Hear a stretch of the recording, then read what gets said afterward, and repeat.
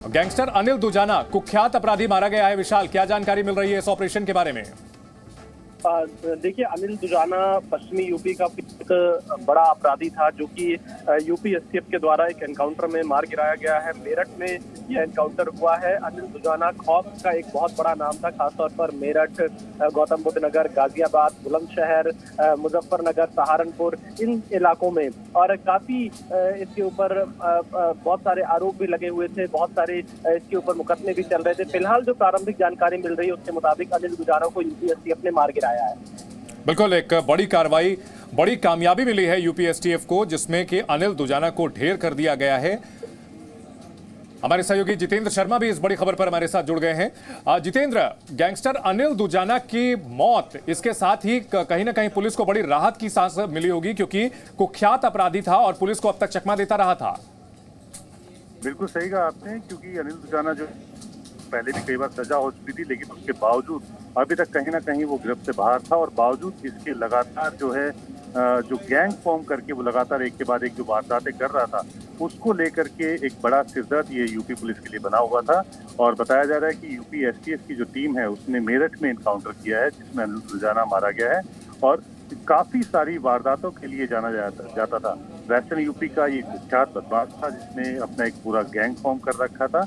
और इसको इससे पहले भी कई बार सजा हो चुकी थी, क्योंकि अगर मैं आपको बताऊं तो इससे करीब 50 से ज्यादा जो अनिल दुजाना है इसके ऊपर मामले थे, जिसमें हत्या की कोशिश, रंगदारी, एक्सटॉर्शन, जो तमाम तरह के जो मामले हो सकते हैं वो मामले अनिल दुजाना के ऊपर थे। एक ये बड़ा गैंगस्टर था। वेस्टर्न यूपी में खास तौर पर इसकी जो सबसे ज्यादा एक्टिविटीज थी वो ज्यादा थी, और यहाँ पर इस जगह पर ये काफी ज्यादा एक्टिविटी था। जी बिल्कुल, बड़ी कार्रवाई और बड़े गैंगस्टर को ढेर किया गया है। पुलिस ने मुठभेड़ में मार गिराया है। एसटीएफ की इस कार्रवाई के बारे में कुछ जानकारी और मिल पाई है कि किस तरह से इसकी घेराबंदी की गई? जितेंद्र, देखिए, अभी क्योंकि बिल्कुल शुरुआती जानकारी है और इसमें बहुत ज्यादा जानकारी अभी निकल के नहीं आई है, लेकिन इतना जरूर है कि जिस तरह से यूपी पुलिस जितने भी ये इस तरह के कुख्यात गैंगस्टर्स हैं उनको लेकर के उन्होंने अभियान चलाया हुआ है। और जो भी इस तरह के गैंगस्टर्स हैं जो पुलिस की गिरफ्त से बाहर है,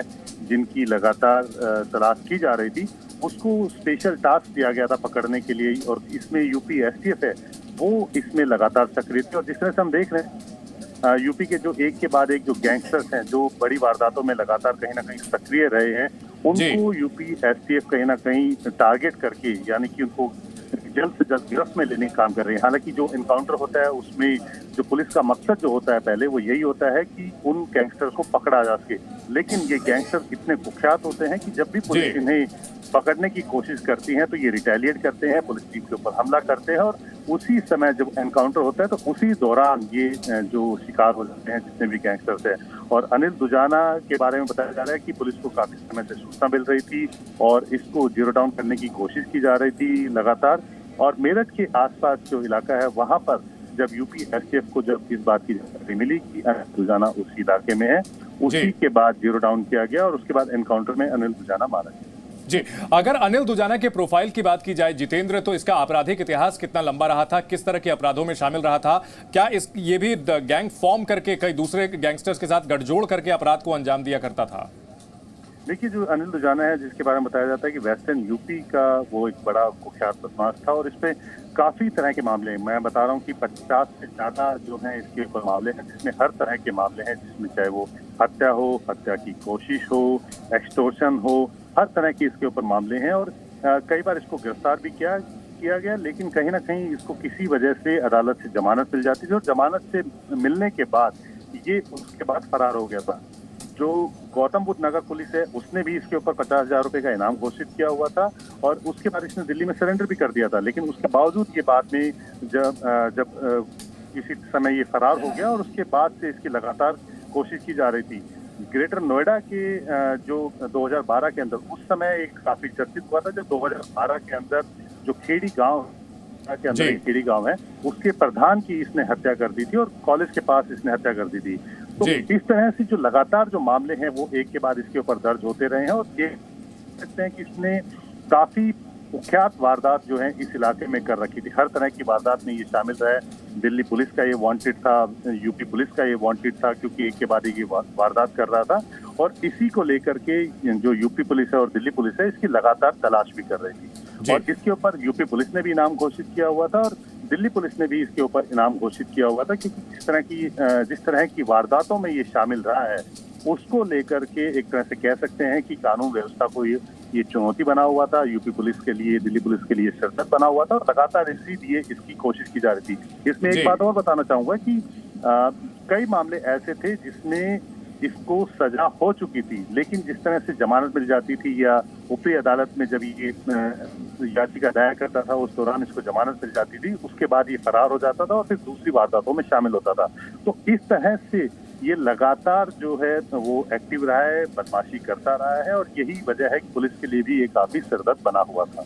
जी जितेंद्र, एक और गैंगस्टर को ढेर किया गया और कुख्यात गैंगस्टर कहा जा सकता है कि ये मिट्टी में मिला दिया पार्ट 2 का ये आगाज हुआ है, क्योंकि जो ये कुख्यात गैंगस्टर्स हैं उनको एसटीएफ चुन चुनकर, जैसा कि आपने भी बताया, कि उनको पकड़ने की कोशिश की जा रही है और सीएम ने जो मैसेज दिया हुआ था कि जो कुख्यात अपराधी हैं वो या तो प्रदेश छोड़ दें या फिर उनकी 2 ही जगह हो सकती है। देखिए, ये बात बिल्कुल सच है कि यूपी पुलिस के अंदर जो इस समय यूपी पुलिस है उसको फ्री हैंड एक तरह से दिया गया है और फ्री हैंड का मतलब ये है कि जो कानून व्यवस्था है उसको बनाए रखना है और साथ ही साथ जो बदमाश हैं, जो लगातार इस तरह की बदमाशी कर रहे हैं या जो बड़े गैंगस्टर बन चुके हैं, बड़ा गैंग फॉर्म करके वो कहीं ना कहीं वारदातों को अंजाम दे रहे हैं, उसको टारगेट करने की खुली छूट मिली हुई है। टारगेट करने का मतलब ये है कि उनको गिरफ्तार करना है और उनके खिलाफ कार्रवाई करनी है। लेकिन जिस तरह के बदमाश ये हैं, अनिल दुजाना तरह के जो बदमाश हैं, वो कहीं ना कहीं पुलिस के लिए लगातार चैलेंज बने हुए हैं। यानी कि जब भी पुलिस उनके खिलाफ कार्रवाई करने की कोशिश करती है तो वो रिटेलिएट करते हैं। आज की जो घटना है जिसके बारे में जानकारी मिली है कि मेरठ के पास जो एनकाउंटर में अनिल दुजाना को मार गिराया गया है, जब पुलिस ने उसको चैलेंज किया, पकड़ने की कोशिश की, तो बताया जा रहा है कि अनिल दुजाना की तरफ से पुलिस के ऊपर फायरिंग की गई, जिसके बाद पुलिस ने जवाबी फायरिंग की और उसमें अनिल दुजाना मारा गया। हालांकि तस्वीर अभी पूरी तरह से बाद में साफ हो पाएगी जब पुलिस की तरफ से पूरी स्टेटमेंट इस मामले को लेकर के आएगी। लेकिन हाँ, इतना जरूर है कि एक बड़ा गैंगस्टर था जो कि वेस्टर्न यूपी के लिए मैं कहूँ खास तौर पर ज्यादा सक्रिय था। इसके गैंग में काफी सारे लोग थे, लेकिन बावजूद इसके अनिल दुजाना का नाम ही अपने आप में काफी बड़ा था। और जिस तरह से ये चुनौती देकर के हत्या कर रहा था और कानून व्यवस्था के लिए चुनौती बना हुआ था, उसको लेकर के पुलिस के लिए भी एक बड़ा चैलेंज था कि अनिल दुजाना को जल्द से जल्द न्यूट्रलाइज किया जाए, उसको जल्द से जल्द पकड़ा जाए या उसके खिलाफ सख्त कार्रवाई की जाए।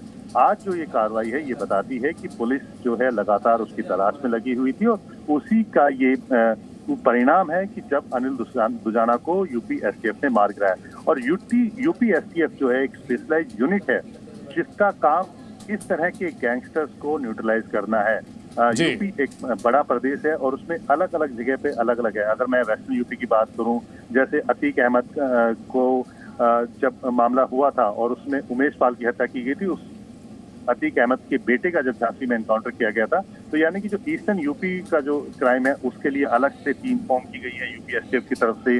वेस्टर्न यूपी में जो क्राइम है उसको लेकर के एसटीएफ जो है वो अलग से जो यूनिट फॉर्म की गई है जो लगातार इस तरह के गैंगस्टर्स पर नजर रख रही है।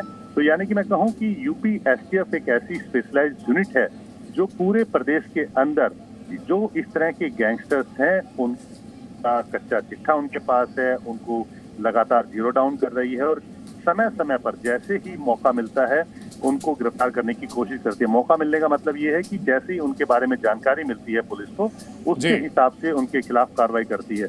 और स्पेशलाइज्ड यूनिट है, इसी वजह से जो गैंगस्टर्स हैं वो भी यूपी एसटीएफ से डर खाते हैं और जब उनको पता लगता है कि यूपी एसटीएफ उनके पीछे पड़ चुकी है तो उन्हें भी ये समझ में आ जाता है कि अब उनका बचना मुश्किल है। अनिल दुजाना की जो घटना है जिसमें जो इनकाउंटर में मारा गया है, इससे पता चलता है कि यूपी एसटीएफ किस तरह से लगातार एक के बाद एक यूपी से क्राइम को खत्म करने में लगी हुई है और जो यूपी सरकार की तरफ से भी उनको निर्देश दिए गए हैं कि यूपी को क्राइम फ्री स्टेट बनाना है। और ये हम सब देख रहे हैं कि यूपी के अंदर जो क्रिमिनल्स हैं वो अब उस तरह से एक्टिव नहीं है जैसे पहले की सरकारों में हुआ करते थे। तो कहीं ना कहीं उनके अंदर भी इस बात का डर है और ये यूपी एसटीएफ और जो स्पेशलाइज्ड यूनिट है यूपी पुलिस की, उनके जो एक्शंस हैं गैंगस्टर्स को लेकर के, उससे पता चलता है कि किस तरह से इनके खिलाफ कार्रवाई की जा रही है। ठीक है जितेंद्र, अगर बात की जाए अनिल दुजाना के एनकाउंटर की, यूपी एसटीएफ ने भले इस कार्रवाई को अंजाम दिया है, लेकिन इसकी पॉलिटिकल टाइमिंग को देखें तो ये भी काफी अहम है। निकाय चुनाव का आज से आगाज हुआ है और ऐसे दौर में जब योगी सरकार जो है लगातार अपराध मुक्त यूपी का नारा देती है, तो ऐसे में कहीं ना कहीं ये चुनाव के दौरान ये एक और बूस्ट मिलेगा बीजेपी को। बिल्कुल सही कहा आपने। और जिस तरह से मैंने आपको बताया कि 2012 की घटना का मैंने जिक्र किया, क्योंकि वो एक काफी बड़ी घटना हुई थी गौतम बुद्ध नगर, क्योंकि ये वेस्टर्न यूपी के अंदर इलाका आता है। गौतम बुद्ध नगर एक बड़ा जिला है यूपी का, जहाँ पर काफी सारे मीडिया हाउसेज हैं, इंडस्ट्रीज हैं और दिल्ली के बिल्कुल नजदीक लगता हुआ जिला है।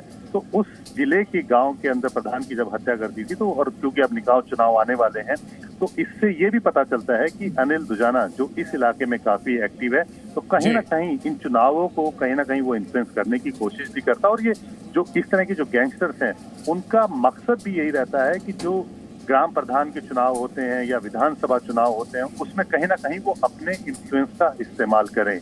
और ये सरकार इस तरह के इन्फ्लुएंस को रोकने की कोशिश में लगी हुई है। फ्री एंड फेयर इलेक्शंस या और उसके अलावा मैं कहूं कि पूरे राज्य के अंदर जो कानून व्यवस्था है उसको बनाए रखने की जो जिम्मेदारी है, वो कहीं ना कहीं दिखती हुई नजर आ रही है। और ये फ्री हैंड से पता लगता है कि जो इस तरह के गैंगस्टर्स हैं, जो खास तौर पर इस तरह के मौके पर एक्टिव हो जाते हैं, कहीं ना कहीं जो चुनाव में जो खड़े हुए लोग हैं उनको डराने धमकाने की कोशिश करते हैं, एक्सटॉर्शन की कोशिश करते हैं, या कहीं ना कहीं अपने इन्फ्लुएंस में लेकर के किसी एक खास जो चुनाव में खड़े हुए जो लोग हैं, नेता हैं, उनको जिताने की जो कोशिश करते हैं। तो जो इन्फ्लुएंस है वो कहीं ना कहीं जो इस्तेमाल करते हैं, उसको भी कहीं ना कहीं से रोकने की ये कोशिश है। और बिल्कुल ठीक है आपने, जिस तरह से निकाय चुनाव के पहले ये इनकाउंटर हुआ है, तो निश्चित तौर पर कहीं ना कहीं इस बात की इंफॉर्मेशन मिल रही होगी कि ये जो गैंगस्टर है वो फिर से इन्फ्लुएंस करने की कोशिश कर रहा है। ठीक है जितेंद्र, आप हमारे साथ बने रहें।